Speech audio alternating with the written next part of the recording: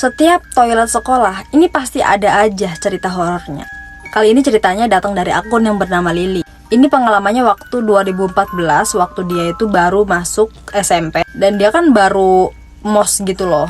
Nah, kakak kelasnya itu berpesan ke semua murid lah ya, kalau jangan sampai ke toilet sendirian. Entah itu apa alasannya. Katanya nih ya, beberapa tahun lalu itu ada murid yang bunuh diri di situ dikarenakan kalah menang lomba. Ada juga yang bilang karena masalah pribadi. Itu ceritanya cukup heboh ya. Jadi setiap kali ada murid baru pasti dikasih tahu cerita itu. Ceritanya kayak gini ya. Waktu itu hari Rabu, sekitar jam 7:30 pagi. Karena pada saat itu ada pelajaran konseling di luar kelas. Gurunya tuh emang seneng banget kalau ngajak murid-muridnya di luar kelas karena emang udaranya masih seger gitu. Nah, pada saat itu Lily itu kebelet kencing. Ini selalu kejadiannya pasti kebelet kencing. Entah kenapa nih. Karena pada saat itu Lily tuh kayak ngerasa ya gue berani gitu sendirian. Jadi dia sok-sokan gitu, nggak ngajak ke temennya buat ke toilet. Toiletnya itu lorong gitu loh. Nah, di situ tuh ada 7 bilik. Jadi setiap bilik itu dikasih angka 1, 2, 3 kayak gitu. Pas dia masuk ke toilet nih ya, dia tuh ngelihat ada cewek di toilet nomor 1. Tapi tuh dia tuh ngebelakangin Lily gitu loh. Anehnya ini dia nggak nutup pintu.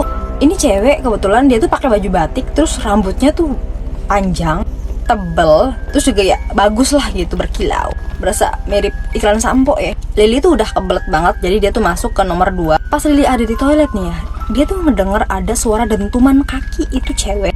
Abis itu dia tuh pindah ke toilet nomor 3. Pokoknya tepat di sampingnya Lily aja lah. Pas dia lewat tuh kayak hawanya tuh langsung berubah gitu, jadi merinding. Abis itu dia ngedenger suara air keran nyala. Lily langsung buru-buru keluar dari toilet itu. Abis itu Lily langsung gabung lagi tuh ke temen-temennya. Oh ya, kebetulan emang toiletnya itu deket sama lapangan gitu. Jadi Lily tuh masih bisa ngeliat itu toilet. Udah nunggu sekitar setengah jam, nggak ada keluarnya nih cewek. Sampai beberapa jam Lily ini nyimak gurunya lagi nerangin materi. Ini cewek belum ada keluarnya. Dan ternyata nih ya, Lily baru inget pada hari itu anak murid semua tuh pakai baju putih abu-abu, bukannya batik. Lily langsung nyimpulin kalau itu adalah siswa yang bunuh diri di toilet tersebut. Ini kejadiannya sama persis pas Lily itu kemah persami. Pas acara itu sekitar jam 10 malam, nih anak-anak tuh disuruh kumpul di lapangan, ngebentuk lingkaran gitu. Terus Lily ini tepat banget berhadapan di lorong toilet itu. Dan lu tahu, Lily ngeliat cewek berjalan nunduk sambil kakinya berjalan terseret-seret dengan keadaan rambut yang menggerak menutupi mukanya. Dan di situ nggak cuma Lily yang ngeliat, di situ teman-temannya Lily langsung ngejerit, entah itu kesurupan atau karena takut. Yang kerja di pabrik terus ngekos, simak cerita kali ini. Cerita kali ini datang dari akun yang bernama Yanti. Yanti ini pada tahun 2015 dia itu kerja di suatu pabrik dan ngekos di sana.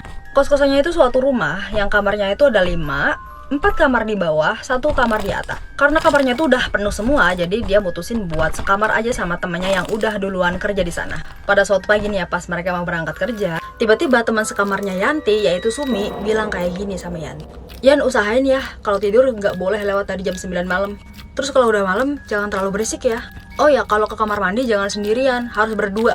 Di situ Yanti kayak, apaan sih? Karena kebetulan Yanti ini emang orangnya susah tidur kalau belum jam 1 lewat. Singkat cerita nih ya, 1 minggu pertama Yanti tuh belum ngerasain apa-apa. Tapi pas minggu kedua, dia tuh baru rasain hal yang aneh. Jadi suatu malam sekitar jam 10-an, Yanti tuh belum bisa tidur. Pada saat itu juga dia tuh ngedenger suara langkah kaki. Itu kayak orang yang lagi lari-lari di lantai atas. Kebetulan di lantai atas itu pas tepat banget kamarnya Yanti, itu tuh tempat jemuran baju. Setelah 15 menit, suara itu ngilang. Tapi Yanti tetap berpositif thinking kalau itu tuh Lasmini yang tinggal di lantai atas, mungkin aja lagi jemur baju.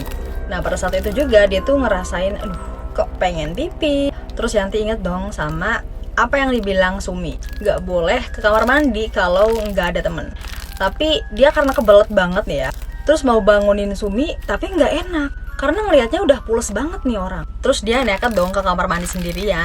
Nah, pas di kamar mandi, dia tuh ngerasa kalau dia tuh lagi ada yang merhatiin di atas. Terus tiba-tiba nih ya, dia tuh ngedenger ada suara langkah kaki turun dari tangga. Yanti tetap berusaha buat tenangin diri.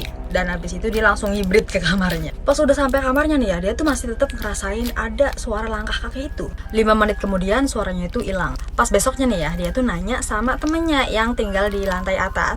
Las, lu ngapain sih nyuci baju malam-malam? Terus Lasmini tuh cuman kayak, emang lu dengernya jam berapa? Terus Yanti jawab, sekitar jam 10 malam lah. Terus gue pas kamar mandi, lu turun tangga kan? Lasmini langsung jawab dong, ngapain gue nyuci baju malam-malam? Gue juga tidurnya dari jam 8 malam kali. Lalu lagi, ngeyel banget dibilangin jangan keluar jam segitu. Kan jadinya digangguin lu. Yanti cuma jawab, ya deh maaf. Abis itu ada kejadian lagi nih. Suatu sore pas mereka baru pulang kerja nih ya, Lasmini kan bawa pacarnya naik ke lantai atas buat nonton bola. Karena kebetulan yang punya TV itu cuman di kamarnya Lasmini doang. Sedangkan Sumi, Yanti, dan Yuli mereka tuh lagi makan bareng. Yanti sama Yuli itu orangnya rame banget ya. Jadi pas waktu pacarnya Lasmini bilang gol, mereka tuh otomatis kayak wah gol. Tiba-tiba Sumi ngomong kayak gini, jangan berisik, nanti dia keganggu. Nih yang suka di kamar mulu nih, dengerin ceritanya nih. Cerita kali ini datang dari akun yang bernama Pelangi.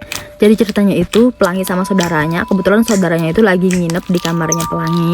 Nah jam 3 pagian mereka tuh kayak foto-foto selfie gitu loh. Gue juga gak paham tuh ngapain jam 3 pagian foto-foto Terus tiba-tiba nih ya, ada segumpalan rambut jatuh dari atas.